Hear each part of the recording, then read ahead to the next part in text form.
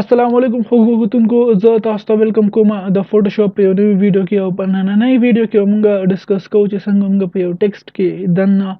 پکچر ښودی شو سیده دا تاسو په یو لیټر کې دننه هم ښودی شي او په پوره ټیکسټ کې دننه هم ښودی شي نو زه به تاسو ته صرف په پوره ټیکسټ کې دننه موږ څنګه یکدو هغه به تاسو ته وښیم باقي بیا تاسو هغې نه دا اندازه لګولی شئ چې په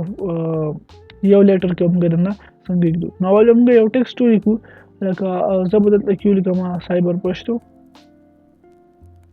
صحیح شو سایبر سوري ټیکسټ به ولیکو سایبر ټول به کیپیټل ولیکو سایبر پشتو صحیح شو او د ټیکسټ فونټ چې دی دا موږ چینج کوو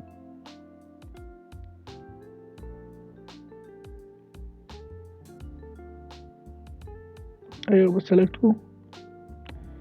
دا به لږ غټ کړو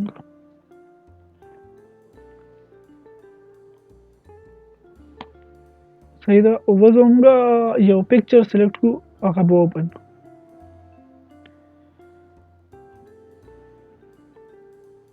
نو دلته به راشو او د دې نه به اوورلیس کې به زه وګورم که یو وي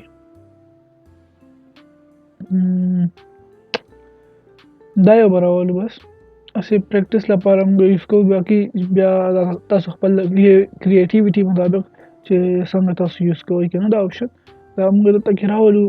دې لیر ته صحیح شو او په دې لیر به زه یم لاندې به د دې نه ما سره هغه لیر کم لیر باندې زه دا پکچر درنه کول غواړم صحیح شو او په دې لیر له پاسه به زه رایټ کلیک کړم